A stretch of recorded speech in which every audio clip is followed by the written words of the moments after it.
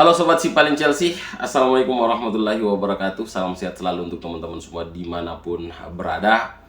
Di video kali ini saya mencoba sedikit mereview laga terbaru ya dari tim kesayangan kita, The Blues Chelsea, yang sukses mencuri 3 poin di markas Forest ya, City Ground. Dan tentu teman-teman sudah tahu hasil akhir dari laga ini ya, entah teman-teman yang nonton langsung ya di setengah 12 malam waktu Indonesia Barat atau setengah 1 dini hari di waktu Indonesia Tengah ya, dan setengah 2 di waktu Indonesia bagian timur. Tentu ya kemenangan ini cukup menyenangkan ya untuk kita ya sebagai fans The Blues, tetapi masih banyak yang harus diperbaiki ya dari penampilan The Blues semalam ya, dimana ada beberapa pemain yang tampil tidak konsisten ya, dan tidak ada yang mengejutkan yang ditampilkan oleh Pochettino di laga semalam ya.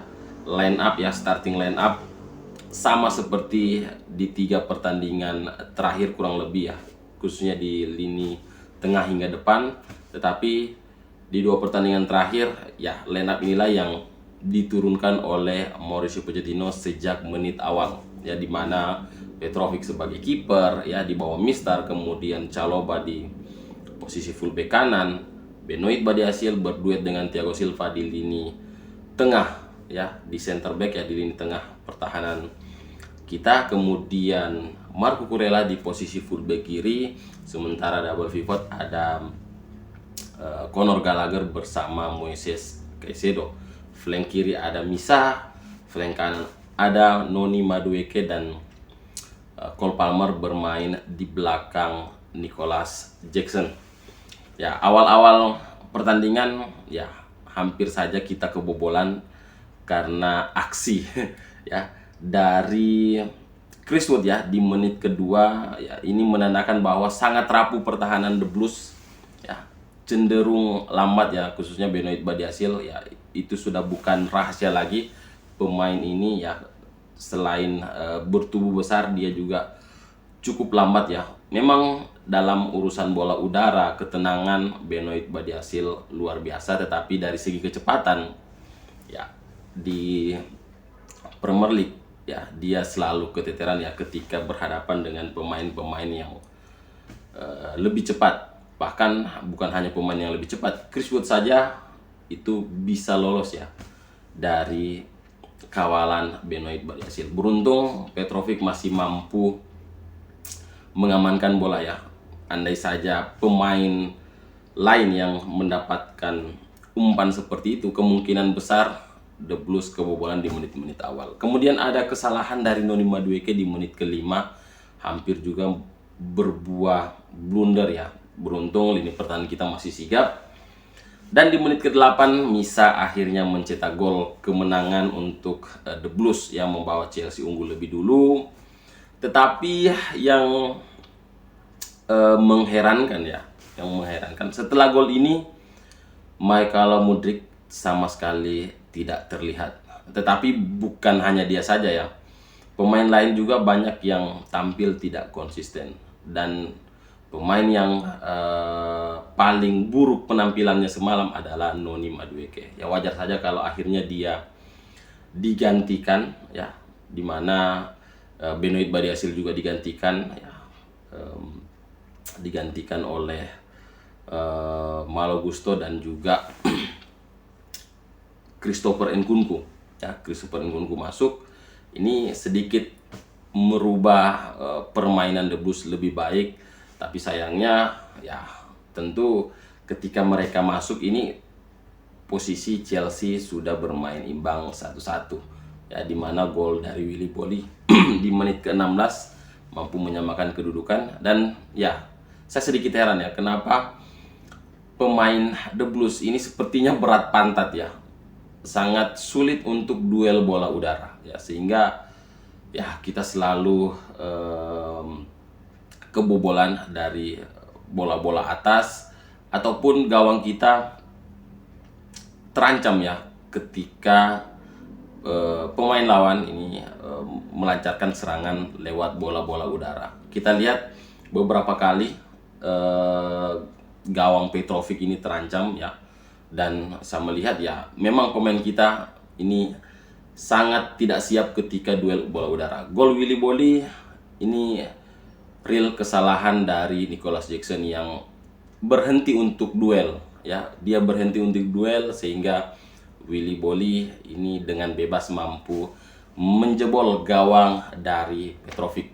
Kemudian gol kedua dari Forest. Ya, gol kedua dari Forest juga karena kita ya bisa dibilang kalah duel di area tengah, sehingga mantan pemain kita Hudson Odoi mampu mencetak gol yang sangat cantik. Ya, beruntung Raheem Sterling yang mampu mencetak gol yang hampir sama persis dengan apa yang dilakukan oleh Hudson Odoi ya, membawa The Blues mampu menyamakan kedudukan 2-2. Dan yang paling berperan penting atas kebangkitan The Blues ya, comeback The Blues adalah Reece James. Luar biasa, kapten kita sudah kembali ya. Tidak salah kalau dia diberi label ya bek kanan terbaik ya di dunia saat ini ya. Kita lihat begitu dia masuk ya, luar biasa, langsung memberi umpan silang yang cukup terukur yang masih mampu diantisipasi pemain belakang Forest. Kemudian umpan kedua yang dilancarkan oleh Reece James mampu memanjakan Nicholas Jackson untuk mencetak gol di pertandingan ini ya, mencetak gol kemenangan di pertandingan ini. Luar biasa, Reece James hanya membutuhkan 2 menit lebih ya, 2 menit lebih, luar biasa ya. Kalau teman-teman begini saja, kalau teman-teman tahu ya berapa waktu yang dibutuhkan oleh Reece James di dalam lapangan untuk membawa The Blues comeback ya, ini ini sedikit kuis lah untuk teman-teman.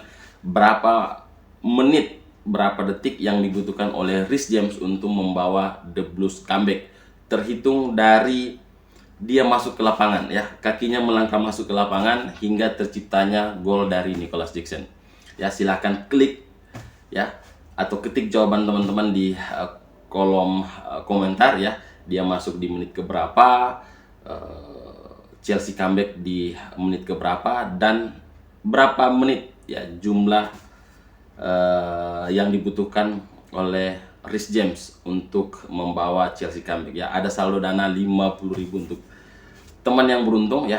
Kalau video ini tembus sampai 100 like ya, kita akan langsung undi ya jawaban yang tepat. Kalau lebih dari satu kita akan undi ya, kalau lebih dari satu yang sangat tepat. Kalaupun tidak ada yang tepat jawaban teman-teman ya, yang paling dekat lah akan mendapatkan saldo saldo GoPay atau saldo Dana, terserah teman-teman punya apa, saldo link aja mungkin ya. 50.000 saldo e-wallet ya untuk teman-teman yang bisa menjawab ya. 100 like langsung kita umumkan siapa yang memenangkan saldo e-wallet 50.000.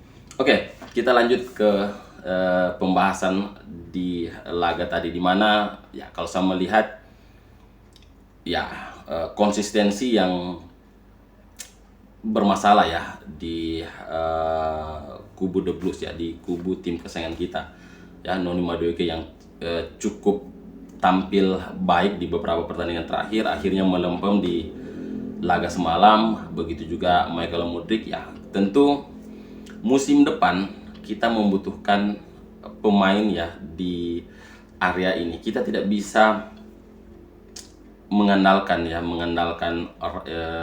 Raheem Sterling, Michael Mudryk, kemudian Noni Madueke di area ini. Kita tidak mungkin mengandalkan mereka karena penampilan inkonsisten yang sering ditunjukkan ketiga pemain ini ya. Dan Christopher Nkunku ya, kita berharap di musim depan dia bisa kembali menemukan sentuhannya setelah cedera ya. Dan kalau saya melihat ya, kerjasama antara Nkunku, Nicholas Jackson ini sudah sedikit terlihat ya.